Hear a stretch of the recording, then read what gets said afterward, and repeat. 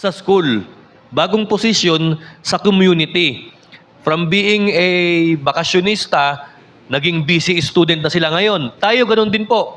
From being sinner, from being alienated from God, nung tinanggap natin si Kristo bilang Lord and Savior, we have now our brand new position in Christ.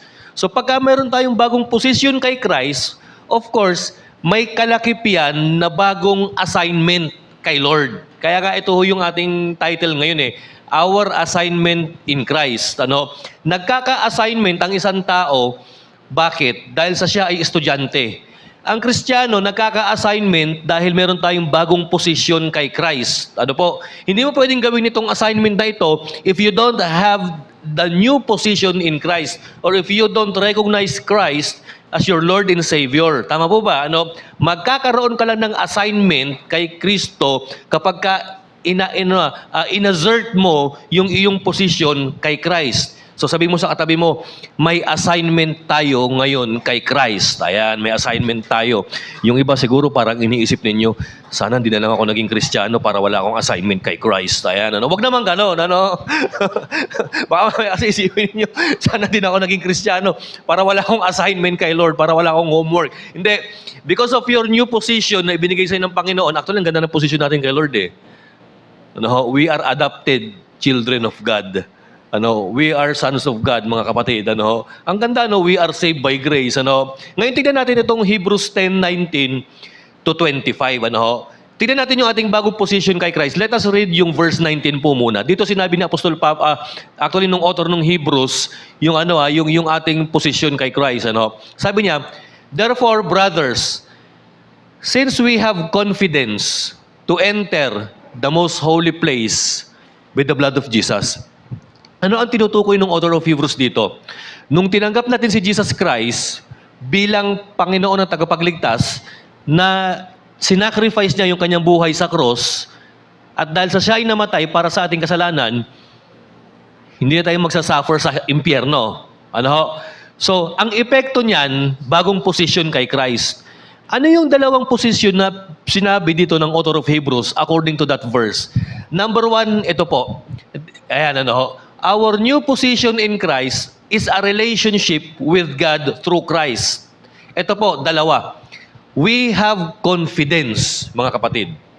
Kung alam mo na pinatawad ka na ng Panginoon kay Kristo, kung alam mong niligtas ka na ni Jesus Christ mula sa pagkakasala mo, kung alam mong binago ka na ni Lord, meron ka na ngayong kumpiyansa, confidence na humarap sa ating Panginoong Diyos. Tama po ba?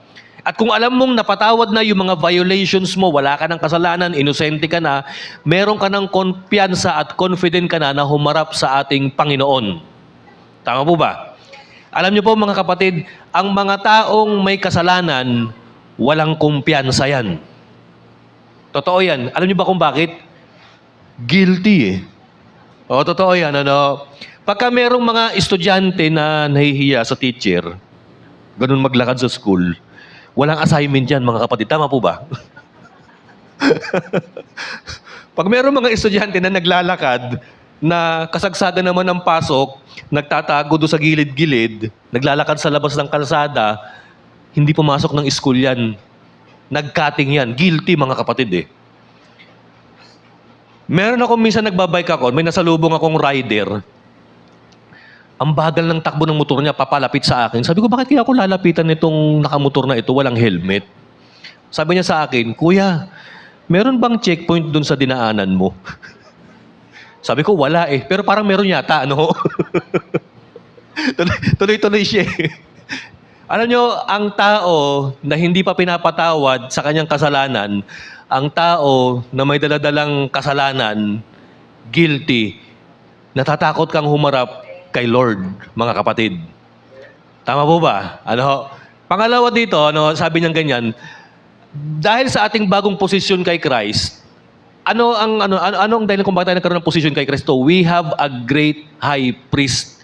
Pag sinabing great high priest sa Tagalog, saserdote, kasi nung araw, ang idea ng author ng Hebrews, binalikan niya yung kanyang readers dun sa Old Testament. Nung araw kasi, merong gap ang relationship ng Diyos at ng tao. At ang nagbi-bridge ng gap na yan, walang iba kundi yung priest, yung high priest. So ang ginagawa ng high priest, nagsasacrifice siya ng mga animals para magbigay ng atonement sa kasalanan ng mga tao o magbigay ng kapatawaran sa kasalanan ng mga tao. Kaya lang, yung pagbibigay ng sacrifice ng high priest, renewal, paulit-ulit. No? Dito papasok yung great high priest natin na si Jesus Christ, na siya yung namagitan sa nasirang relasyon ng Diyos at tao, na siya yung nagsasacrifice. Actually, ang kanyang sacrifice hindi hayop yung sarili niya once and for all.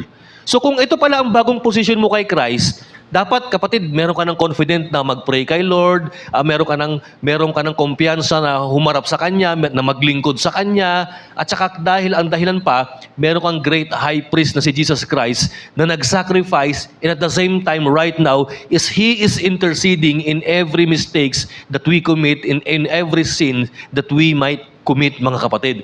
So ang ganda pala ng ating posisyon sa ating Panginoon, So ang posisyon natin nanggagaling sa kay Kristo. At dahil sa posisyon na yan, kailangan meron kang confident, kailangan meron kang great high priest. Pakibasa nga ulit yung verse 20. Ayan, tingnan natin yung karugtong.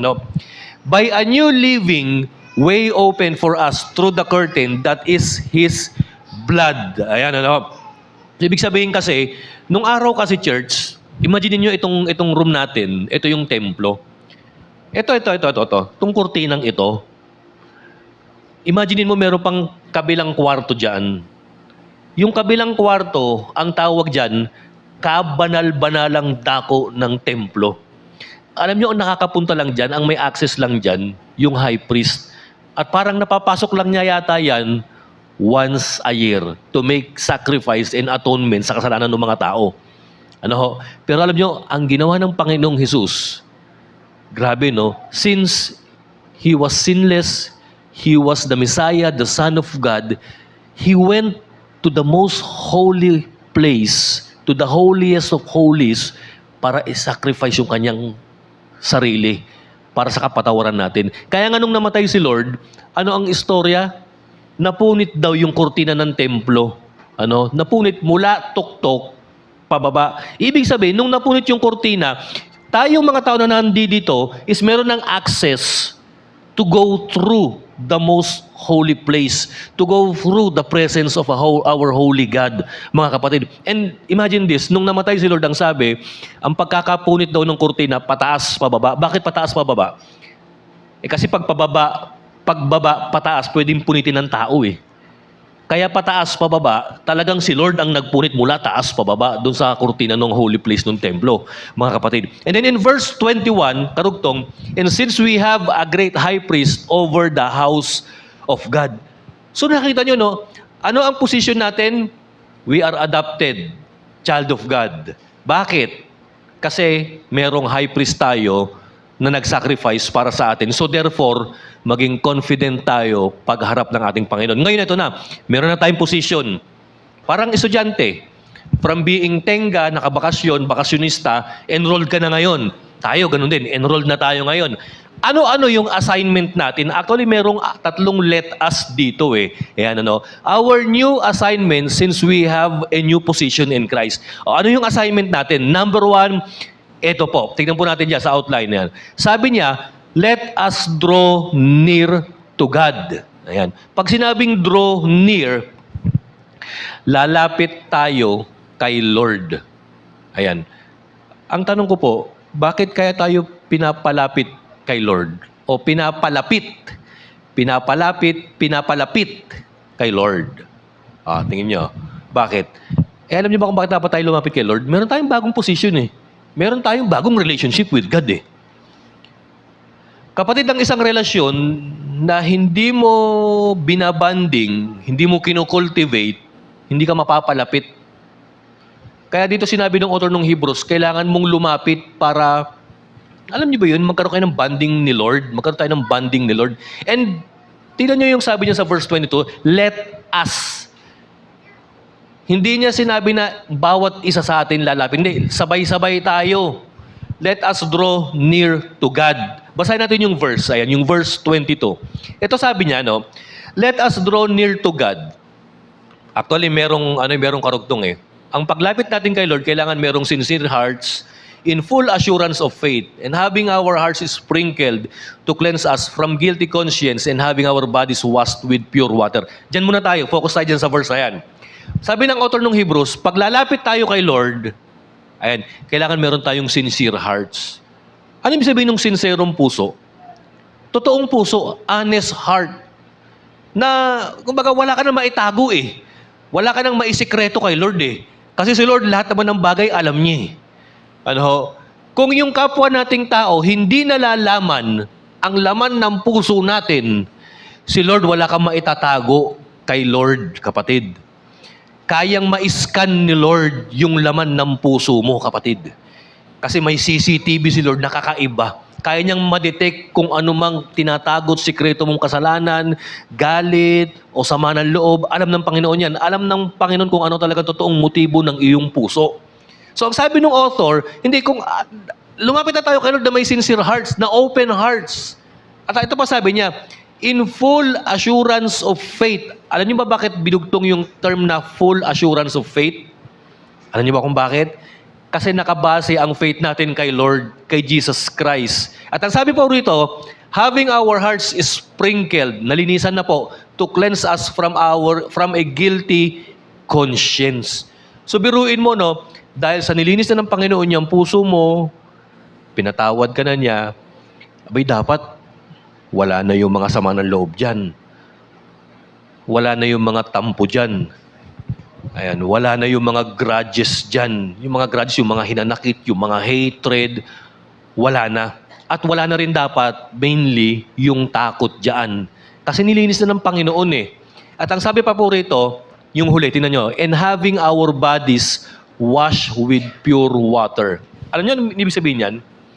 Di ba lahat tayo binaptize kay Lord? So, nung binaptize ka kay Lord physically, at the same time, kapatid, yung spiritual symbol ng baptism, ng pagkakalinis natin. Bagamat ang baptism, one time lang, pero ang maganda, yung spiritual, yung symbol meaning ng baptism is palagi tayong nililinis, pinapatawad at hinuhugasan ng Panginoon, mga kapatid. Di ba't ang ganda?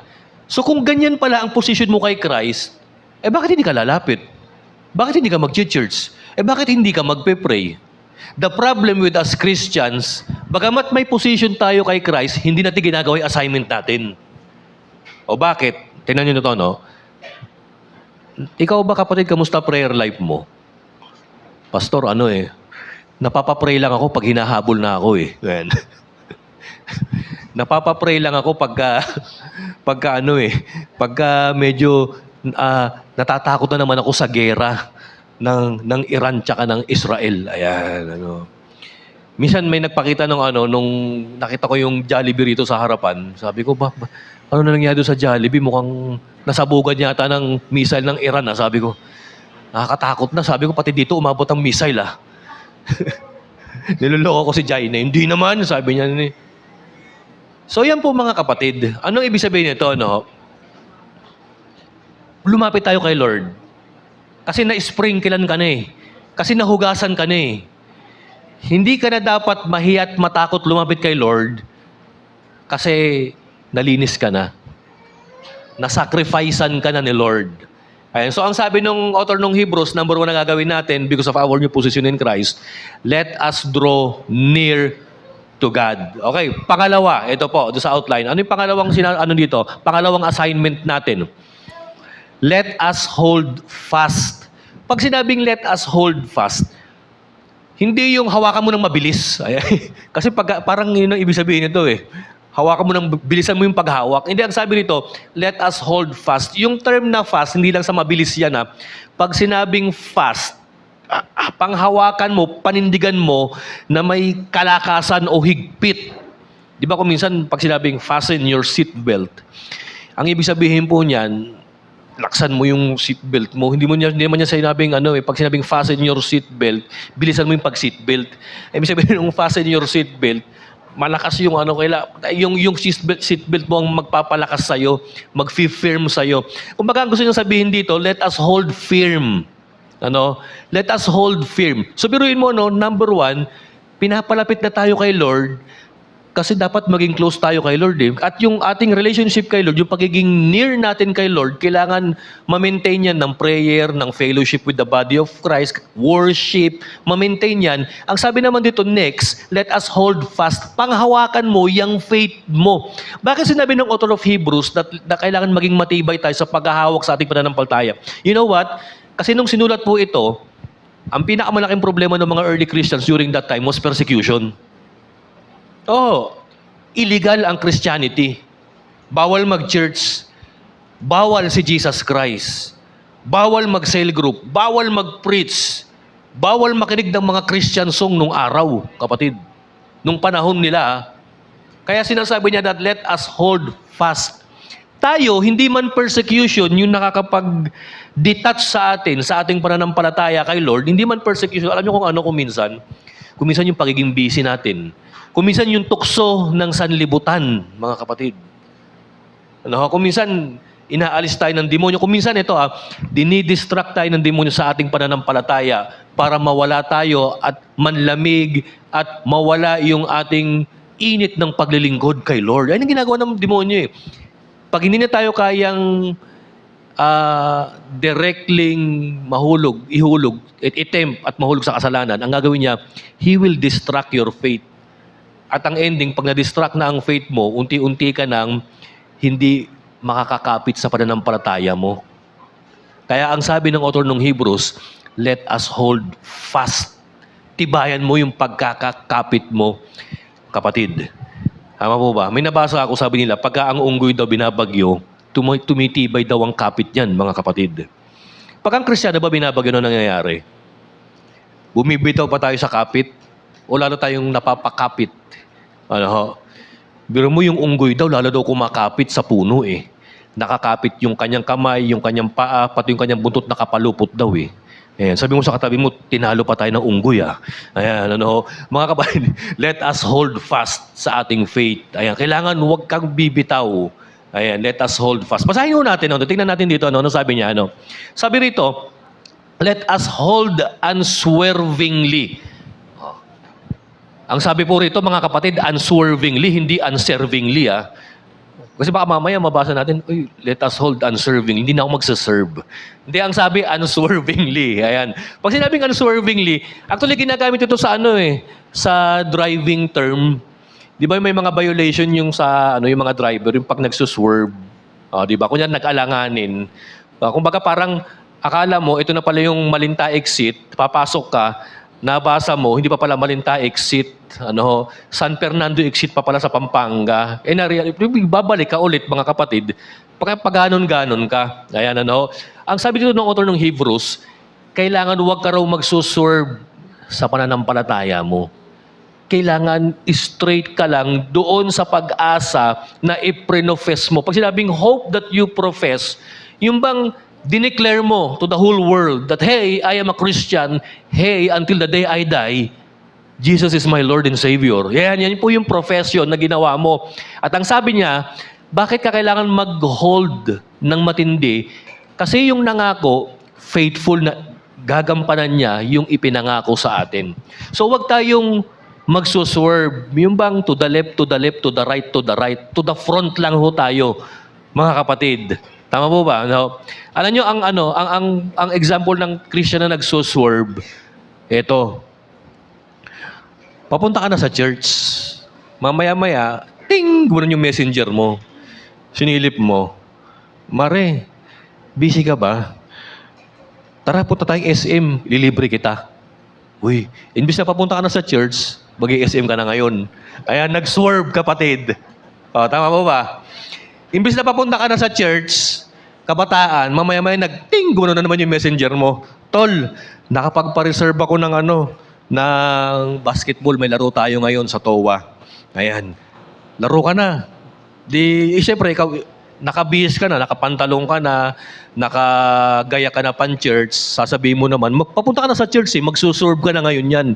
Kahit na nakamaong ka, tsaka sasabihin mo naman, hindi yung panloob ko sando eh. Tapos yung pantalon ko naka-boxer short ako, naka-rubber shoes ako sakto, maglalaro ko basketball, ayan. Nagsuserve mga kapatid eh, ayan. Sinurito yung mga kapatid.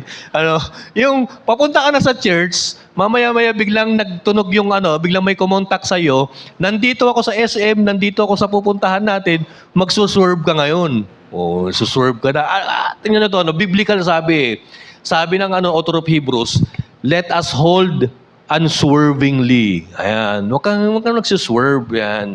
Sabi mo, bawal bumangking pagdating sa church. Huwag kang babangking. Tama po ba, mga kapatid? Ayan, ang mahilig bumangking, yung mga kamote, mga kapatid, yun lang Ayan, so sabi rito, let us hold unswervingly. Huwag kang magsuswerve. Huwag kang babangking sa faith mo. Huwag kang liliko, huwag kang mag-aalinlangan o mag-aalangan. Kung ano yung prinofess mong faith, na may pag-asa, ang sabi, hawakan mo ng may kahigpitan. Ayan, So let us hold unswervingly. So dalawa na. Lumapit tayo kay Lord, panghawakan natin ng may paninindigan. Yung pangatlo, ano yung sabi niyang pangatlong let us? Ito, let us consider others. So nakita niyo ang sabi, hindi lang pala ang aking assignment lang pala kay Lord is hindi lang pala pang sariling assignment ko. Kundi group assignment din ito. Di ba, pansinin nyo, nung nag-aaral tayo, merong individual assignment, merong sariling assignment mo lang, na ikaw lang ang talagang gagawa. Tapos sinasabi pa nung teacher, don't copy each other's assignment. Pero tandaan nyo, nung nag-aaral tayo, meron din tayong assignment na tinatawag na group assignment. Kailangan itong assignment na ito, gawin nyo to, grupo kayo at tapusin ninyo. Etong number 3, binanggit dito ng author of Hebrews, yung group assignment natin, that we should look each other, that we should consider each other. Kung tayo, nakakapag-draw near closer tayo kay Lord individually, dapat kinukonsider mo rin yung kasamahan mo. Ay, mukhang matagal lang hindi nag-church si sister ganito Mukhang hindi ko na nakikita si brother na nag-church Kung ikaw nag-church sa bahay ninyo, tignan mo yung anak mo. Tignan mo yung kapamilya mo. Dapat sabi dito ng author of Hebrews, consider mo yung others. Lalong-lalo na yung kasama mo sa bahay ninyo, yung kapamilya mo. Let us consider others. Para mas maintindihan natin, basahin natin yung verses 24 to 25. Ito sabi niya, and let us consider how we may spur one another on towards love and good deeds. Diyan muna tayo. Number 1 na pinapagawa niya is that we should consider how we may spur. Actually, ano ba yung spur? Sa Tagalog, tari. Yang spur na yan, di ba, obvious naman sa mahilig mag-basketball, parang San Antonio Spurs. Parang team yan, pastor, sa NBA Oo, team yan. Pero yung spur, di ba, pag sinabing spur, ito yung mga nakasuot na gadget dun sa paa ng cowboy. Yung parang bilog na may tusok-tusok, sprocket. So ginagawa ng mga cowboy yan para kilitiin yung tadyang ng kabayo, para yung kabayo mag-respond, umandar. So, umandar ka. Inaano niya yan, Actually, hindi naman po yun yung pinapagawa ng author ng Hebrews yung magtadyangan tayo sa isa't isa Hindi, symbolic po yan. I-spur. Actually, yung term na spur, pag tinignan mo, ibig sabihin, how you would incite. Actually, yung spur na yan, ang ibang term pa niyan, provoke. Provoke. Church, tandaan ninyo, yung salitang provoke, medyo negative Pero dahil sa sinamahan nung karugtong ng words na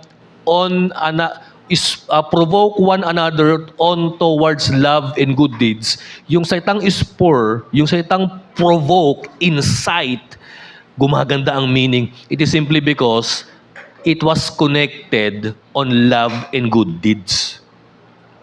Biruin mo, sabi niya, ipoprovoke mo, i-incite mo. Yung sinabing incite, ang ibang term ng incite, alam niyo ba po kung ano? Yung kumbaga parang sulsulan, parang ayaing, impluensyahang magrebelde. Ayan, inciting into rebellion. Yun ang ibig sabihin niyan Pag sinabing spur, mga kapatid, ipoprovoke mo. Di ba pagka ikaw nagpo-provoke ka, ano ginagawa mo? Nangiinis ka, nanggagalit ka. Ito naman, mag-provoke ka towards love and good deeds. Naalala niyo ba nung mga kabataan kung minsan may mga kalokohan doon Nung kabataan ko, meron akong barkada eh. So merong dalawang kabataan dyan na siguro mga 8 to 10 years old. Kami mga teenager na nun eh. Sabi niya, "Uy, pangit ka raw," sabi niya. Sabi nung isang bata, "Pangit ako?" "Oo, pangit ka raw." "Sige nga, kung matapang ka, hawakan mo nga yung tenga." Di hinawakan yung tenga. Di yung sabi naman doon sa hinawakan yun, "Ay, hinawakan yung tenga mo, papayag ka niyan?" "Ako, di ako papayag yan. Lagot na sa akin yan."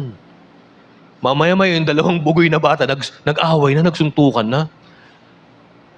Pangit yung term na provoke eh. Tama po ba mga kapatid? Lalo na kung ipoprovoke mo yung tao na mag-away sila. Pero kapatid, maganda yung term na provoke if you are provoking your brothers and sisters in Christ towards love and good deeds. Tama po ba mga kapatid? O ano example mga kapatid nung pag-provoke towards love and good deeds?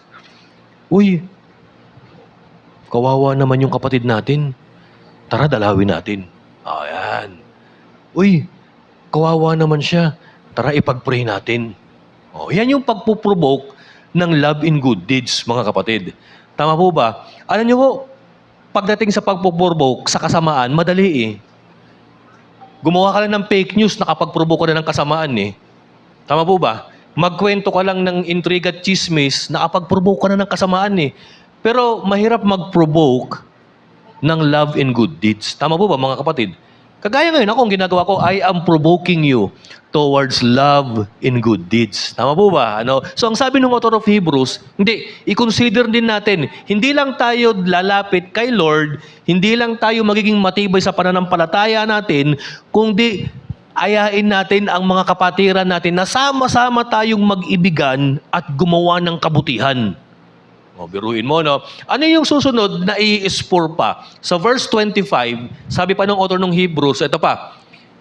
Actually, ito na yung karugtong eh. Let us not give up meeting together.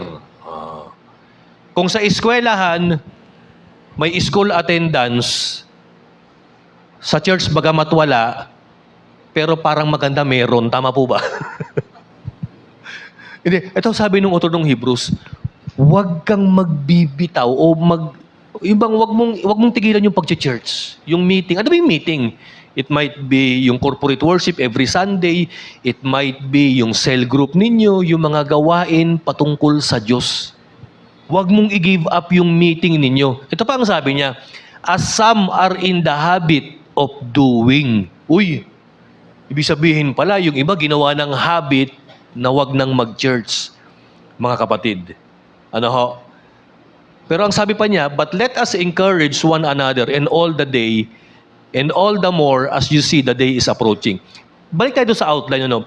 Ano kaya yung dahilan kung bakit may mga Christians that they began quitting and stopping going to church? No. Why do people stop going to church? Si William Barclay, nagbigay siya ng 3 halimbawa. Number 1, ito po, sabi niya, Una-una, because of fear. May mga tao na tumigil na mag-church kasi natatakot.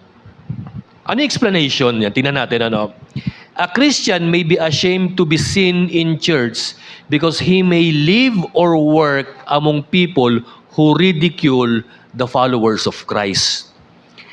Ang isang Kristiyano, kaya rin natatakot na raw siyang mag-church kasi baka mamaya may mga kaklase siya, may mga katrabaho siya na mapang-asar. Uy, mag-church ka na naman.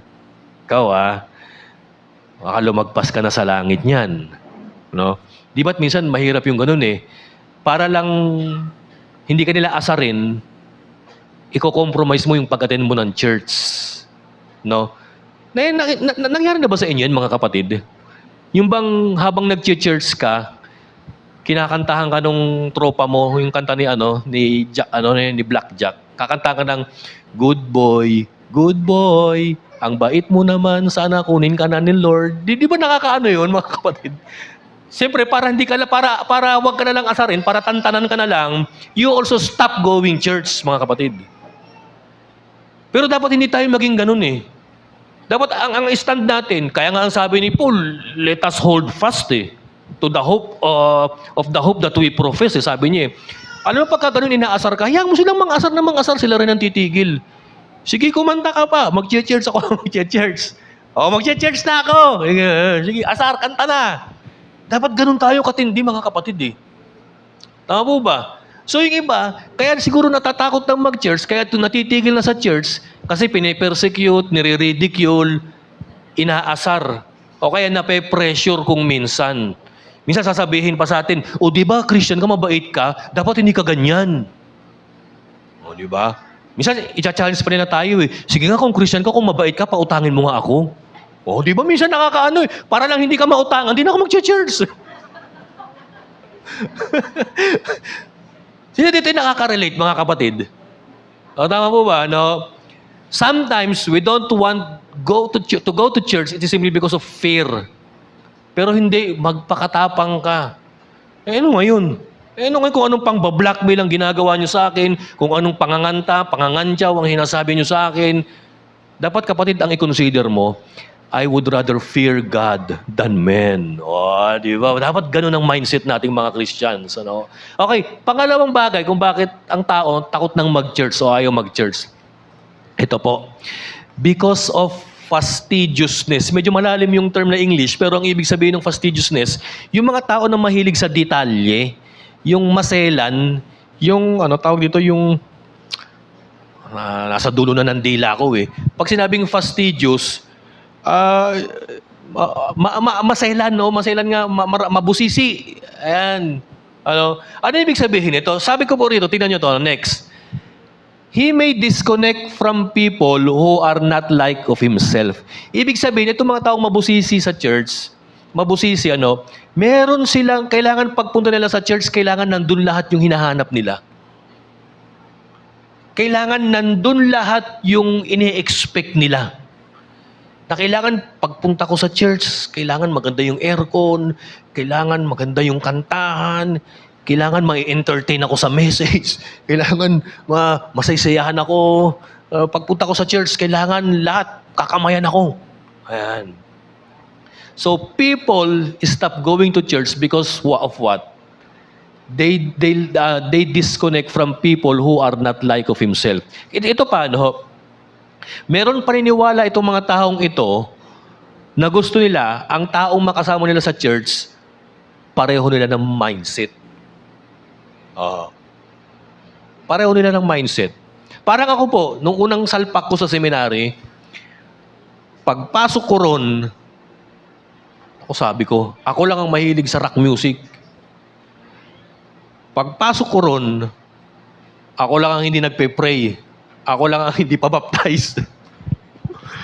Pagpasok ko ron, ayaw na ayaw ko yung mga Christian music kasi nga, ang tahitahimik, sabi ko, doon pa naman to, ang boring ng tugtugan, wala bang ingay dito? Ayan. Kaya dumating din yung time na halos umalis ako ron eh. Pero kinunbik naman ako ni Lord, buti na lang mga kapatid. Ganon din tayo kung minsan, papasok tayo sa church, ano ba yung mga kanta na yun? Ayaw ko yan. Kasi gusto kong mga kanta, yung mga kanta ng K-pop, yung mga ganon, ang kanta ng gusto kong kanta. Ayoko ng mga kanta ng mga yung hindi ko na hinahangad ang yaman ng mundo. Ayoko nung ganung kanta. Ang gusto kong kanta, hinahangad ko ang yaman ng mundo. Yan. Ganyan yung mga taong fastidious, meron silang hinahanap at ang problema, ang inaalok ng church, kabaliktaran sa hinahanap nila. Kaya sila nagpupunta sa church kasi they wanted their lives to be easy. Kaya lang ang problema, nakarinig ng preaching tungkol sa discipleship. Ang sabi ng Panginoong Hesus, whoever wants to follow Him, he should deny himself. Anong i-deny ko sarili ko? Ayoko nga. Carry His cross. Anong carry His cross? Kaya nga ako nagpunta sa church para gumaan buhay ko eh. And follow me. Ayaw ko nga sumunod kay Lord. Ang hirap eh.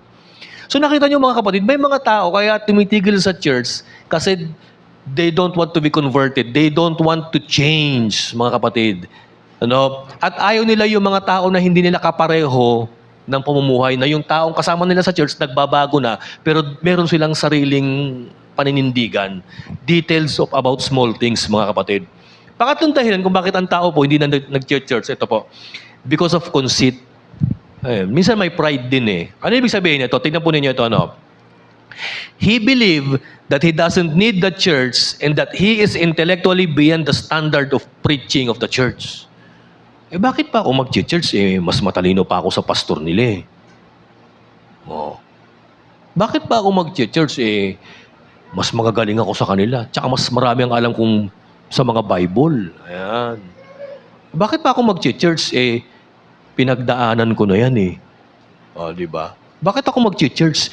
Ang mga nag-church lang, mga mahihinang nila lang. May mga ganong katwiran, mga kapatid eh. Tama po ba? No? Minsan because of pride, nangyayari sa atin yan. Hindi ko na kailangan ng preaching, hindi ko na kailangan pagsabihan ako, I know what to do. I know and I have the knowledge of my own way of salvation. Alam ko naman yung paraan ng kaligtasan eh. Basta maging mabait ka lang, ligtas ka. Yung mga alam natin, yung mga alam ng karamihan diyan, mga kapatid eh. They don't want to what? To submit to the teachings of Jesus in the Bible kasi meron silang sariling kaalaman, mga kapatid. Kaya they don't want to go to church. Ang sabi ng author of Hebrews, mga kapatid, let us spur one another na mag-attend tayo. Sipagan natin. I-encourage mo umattend ng church every Sunday, umattend ng cell group. Marami kang matututunan, marami kang magiging kaibigan. Kailangan maging connected ka, kapatid. Tama po ba? Alam niyo po ba mga kapatid na pagdating sa school, pag ikay pumasok sa school at ang pasok mo, attendance mo, bungi-bungi, bagsak ka. Di ba? Meron bang gano'n? Yung estudyante ka, tapos papasok ka lang pag trip mo, ang katwiran mo, hindi, gusto ko hawak ko oras ko eh. May ganyan ba estudyante? Yung sinabi niya sa sarili niya, papasok lang ako pag gusto ko kasi gusto ko hawak ko oras ko. Ayan. Ang daming Christian yung ganyan eh. Saka lang ako mag-church kung kailan ko gusto. Hawak ko oras ko eh.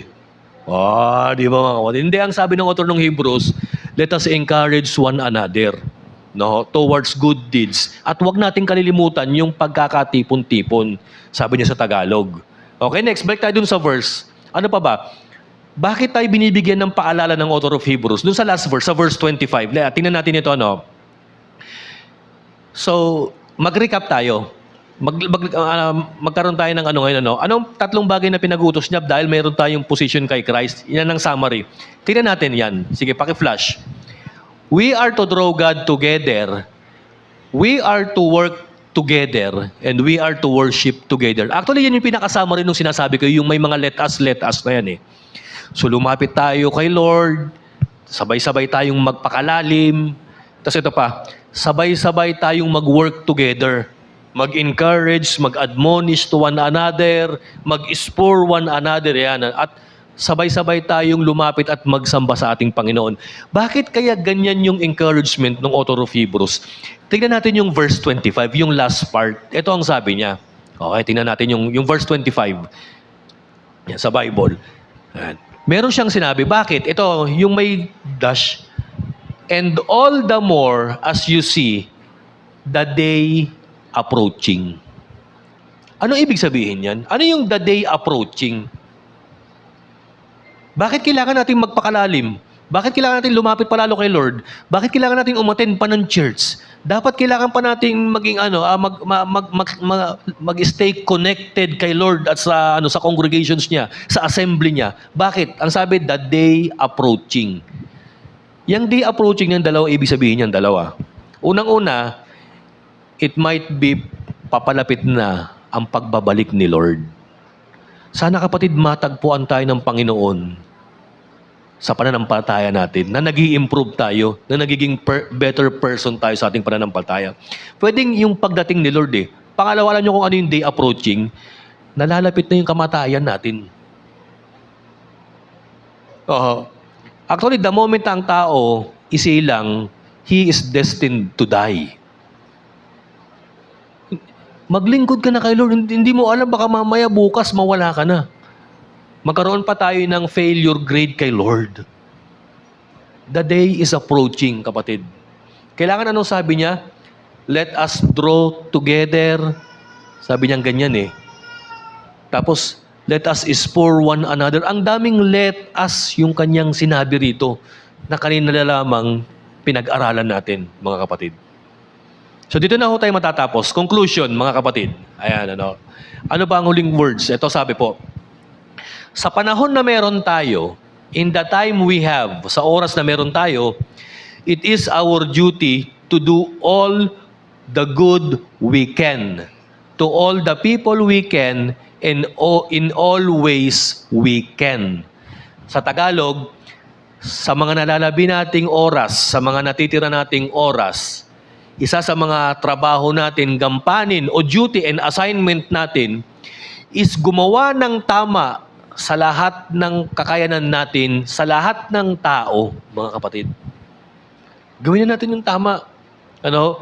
Kaya ituloy natin ngayong buwan ng June yung ating assignment, yung ating goal sa taong 2025, double the church. Yung i-double yung church na yung attendance, yung pagdami natin dito bilang Kristiyano. Back tayo sa cell group. Kung ang estudyante ngayon, back to school, hindi tayo. Back to church, back to cell group, back to mentoring, back to discipleship, mga kapatid. Kaya kailangan mag-back to back tayo pagdating kay Lord. Tama po ba, mga kapatid? Huwag tayong magsuswerve. Huwag tayong mag-i-stop. At huwag tayong lalayo kay Lord. Ano sabi? Let us draw near. Lumapit tayo together kay Lord. Let us work together. Let us love and worship God together. Okay, tayo po tumayo, mga kapatid. Kapatid, tanungin kita. Kamusta faith mo ngayon? Ayan. Yung assignment po ba ngayon na narinig natin, yung mga let us na yan, kaya ba natin gawin yan? Kaya ba natin gawin yan? Tapusin natin yung assignment natin kay Lord. Kagabi, may assignment kami sa school eh. Yung drop down ng thesis, tinapos ko. Tapos meron pa akong isang assignment. Ang dami palang assignment, sabi ko, pag nag-aaral ka. Pero alam nyo, habang ginagawa ko yung nung una, ito experience ko sa paggawa ng assignment eh. Sa una, parang kakabahan ka, parang magtatanong ka, hindi mo alam kung anong gagawin mo. Pero kasi ako nagtatanong lang din ako sa kaklase ko eh. At alam niyo ba, nakakatuwa, ang pinagtatanungan ko ng klase, 26 years old, 45 na ako, halos 19 years ang edad namin, agwat. Halos anak ko na nga eh. Pero maganda, tinutulungan niya ako. Ang mahirap pa sa online school, yung mga online platforms, yung mga program, yung mga apps, yung mga email, alam niyo, hindi ho ako magaling sa computer. Kaya ang ginagawa ko, pinagtatanungan ko si Kim, paano ba isi-send ito? Sa Canvas, sa Gmail, sa email, sa Fatima. Ang daming Kim, sabi ko. Si Kim, ay ganyan lang yan, Pas. Hindi, ilagay ninyo yung sarili ninyo sa experience ko. Di ba, nung una, nahihirapan ka sa assignment mo, reluctant kang gawin, natatakot ka kasi baka mali, tsaka pangalawa, ang hirap kasi may mga bagay na hindi ka alam. Sa pananampalatayang Kristiyano, ganun din. Paano ba magpatawad? Paano ba magmahal? Paano ba mag-cell group? Nagtatanong-tanong din tayo. At ang maganda, pinagtatanungan natin, yung may alam na taga-church na kasama natin. Kaya nga ang sabi ng author of Hebrews, let us, hindi lang nag-iisang ikaw. Lahat tayo, let us. Let us work together, let us worship together, let us love God together. So dito sa topic natin, merong togetherness. So ito na, nung naumpisan ko ng assignment ko, diyan ako nag-type sa taas, tapos ko.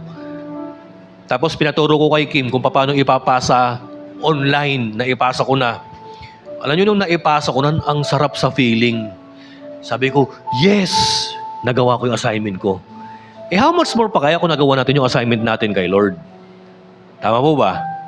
At ang sabi, ang babala doon sa 10:25 ng Hebrews, bakit kailangan nating magkaroon ng ganitong assignment? The day approaching. Andyan na yung due date. Andyan na yung deadline.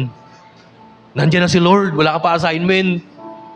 O kaya, dumating na si kamatayan, kukunin ka na. Wala ka pa nagawa. Kaya kailangan, ano sabi niya? Habang may oras pa tayo, yung conclusion ko nga habang may oras pa tayo, pakibalik ka doon sa conclusion ko, habang may oras pa tayo, gumawa na tayo ng kabutihan. Gumawa na tayo ng kabutihan sa kapwa natin, at gumawa na tayo ng kabutihan sa hangganan ng makakayanan natin.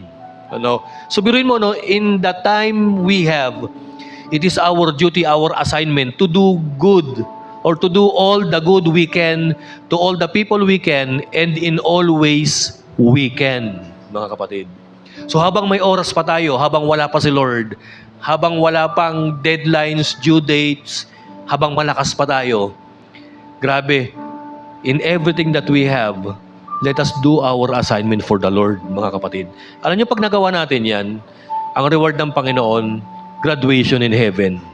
Sasabihan niya tayo, well done, my good and faithful servant. Di ba't ang ganda po nun, mga kapatid? So, ang encouragement sa atin, huwag tayong magsuswerve, huwag tayong bibitaw sa hope na pre-profess natin. Kasi bakit? Meron tayong high priest. Tapos, wala na yung guilty conscience natin. We have been redeemed. We have been washed by the blood of Jesus. Tayo po tayo po manalangin. Father, thank you so much for once again, O Lord, you have reminded us of our assignment. Now, Lord, yung mga na-enumerate doon sa Hebrews 10, Father, habang may buhay pa kami't lakas at may oras, nawa Lord, gawin namin, yakapin namin, seryosohin namin yung assignment namin. Lord, kung merong back to school ngayong June, nawa Lord, ang aming church ay magkaroon, Lord, ng back to church, back to cell group, back to mentoring, back to soul winning, Father. Lord, yakapin namin itong assignment na ito, Lord. Seryosohin namin, Father. At nawa Lord, mamotivate kami dahil ang aming puso'y nalinis na at dahil meron kaming high priest at dahil mahal ka namin at dahil mahal din namin, O Lord, yung aming kapwa, Panginoon. Kaya namin gagawin ito, Father. Lord, kung nahihirapan naman kami sa faith, kung meron mang time, Lord, na nakakalimot kami o susuko, Father, sorry. Nawa Lord, maibalik sa amin, Panginoon, yung passion, yung init ng paglilingkod, nang sa gayon, Lord, matapos namin yung aming assignment. Father, salamat sa reminder na ito. At salamat din, Lord, sa natitirang oras ng aming buhay. Lord, meron pa kaming lakas at oras na gawin, Lord, yung mga bagay na pinapagawa niyo sa amin. Salamat, Father. At nawa, Lord, masumpungan niyo ho kami, Panginoon, bilang iyong faithful servant. Salamat po, Panginoon. Ito pong aming panalangin. In Jesus' name we pray. Ang lahat po ng anak ng Diyos ay magsabi po ng Amen. God bless, mga kapatid.